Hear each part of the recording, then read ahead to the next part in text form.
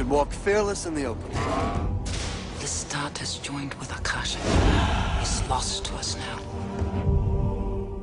Step aside. Never. Join me or die.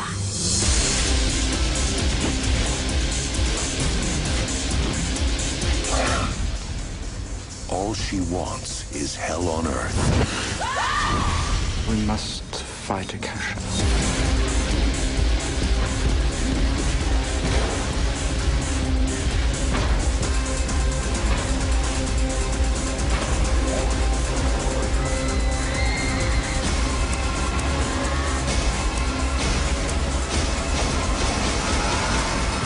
Queen of the Damned.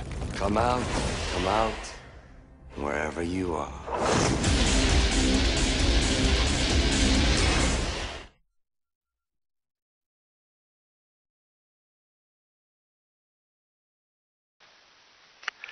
Hey YouTubers, Hankster here, and welcome to another movie review, another edition of our special horror movie reviews for the month of October, Halloween month.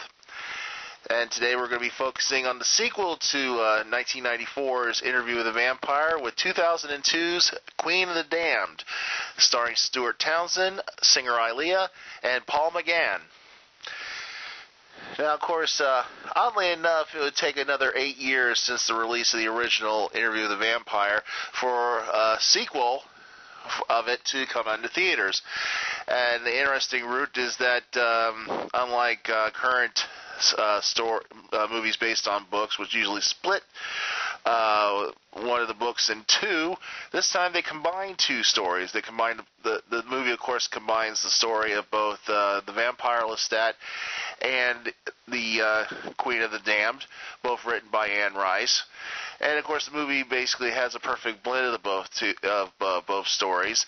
The movie, of course, starts off with Lestat, this time played by Stuart Townsend, awakening, and of course, getting himself into the modern music industry with a struggling band he finds in New Orleans.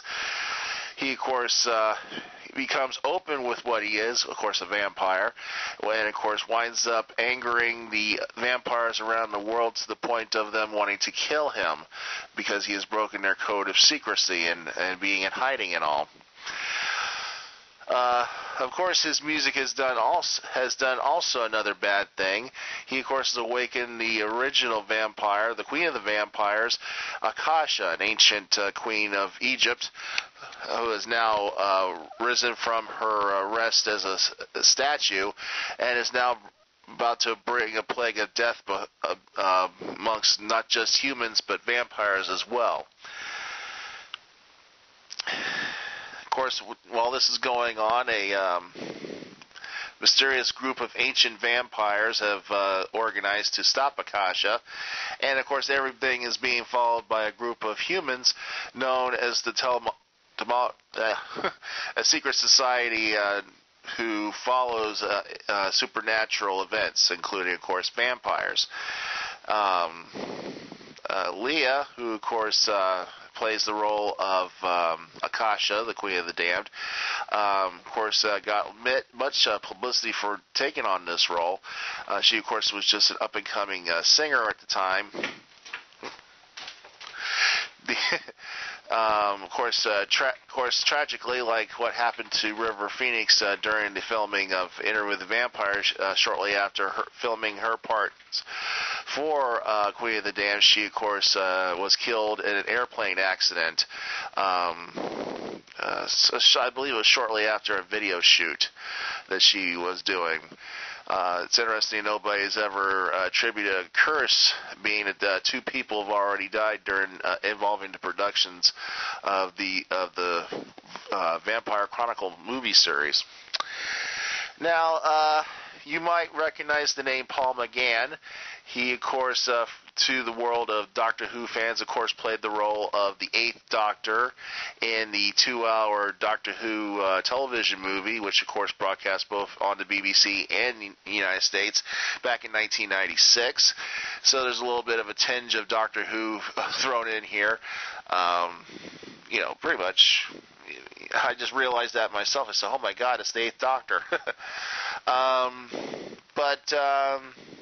It's pretty much, this is definitely a better movie than the first one.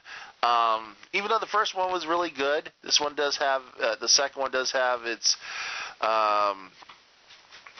done its own part to keep the series going, even though at this time I have not heard anything about any productions about upcoming Vampire Chronicle movies.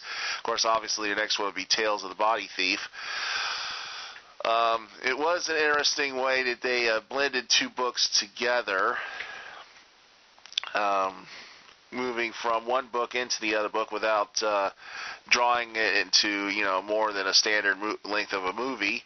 Of course, obviously, they did make a lot of changes. Of course, the obvious one was, of course, Lestat's origins. If you remember from the actual books, Lestat was made by an unnamed, horrific-looking vampire who admired him while he was performing on stage back when Lestat was still immortal.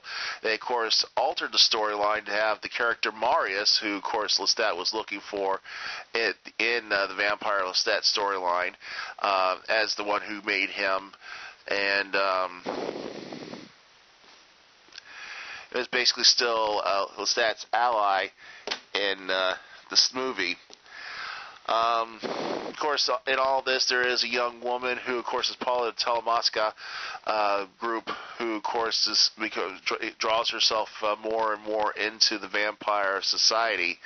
And, of course, we all know what happens at the end if you've ever seen this movie. But if you haven't, I'm not going to give it away what happens to her. Her name, of course, is Jessie. And, of course, her links to the vampire world is not just through Lestat. She, of course, has family ties with vampires that also helps draw her in more. But I don't want to give too many spoilers away because it's definitely a good movie to watch. The music is pretty good. I mean, it's, basically mirrors a lot of the music that came around that time period, the late 90s, early part of the last decade and all that. It makes you think of such like Marilyn Manson and such. And of course, Marilyn Manson was one of the contributing performers for this movie. So it's not too far-fetched to have like gothic rock, death rock, stuff like that associated with Lestat and the storyline. Special effects are pretty good. I especially like how the vampires move, how they made the vampires move really fast when they are fighting and attacking each other. And so it's special effect.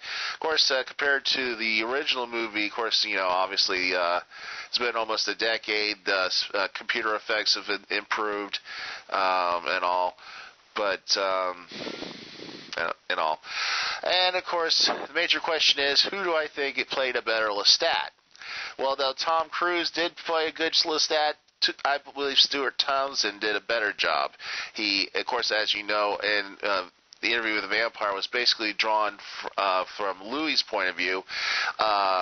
This movie, of course, draws from Lestat's point of view, so we get a better look into Lestat than just, being a third person. Of course, the oddest thing is that I don't know why they didn't make his hair blonde. It was more reddish brown, and in the books, of course, he's supposed to be blonde, and, they did to a point in the original movie. It was, kind of a strawberry blonde. I don't know why. I don't know if it was, the actor's choice or the producer's choice, something like that. I never really caught that. But all in all, good sequel to the original movie. And once again, of course, it has things for, not just vampire fans. Of course, it has Paul from Doctor Who, the Eighth Doctor, so you get to see something of him, and it's a pretty good movie. So hope you get a chance to check it out on DVD, and I'm not sure if it's out on Blu-ray yet and all, but hope you enjoyed this review, and stay tuned here for more reviews, whatnot, and Lestat here on the Multiverse. See ya.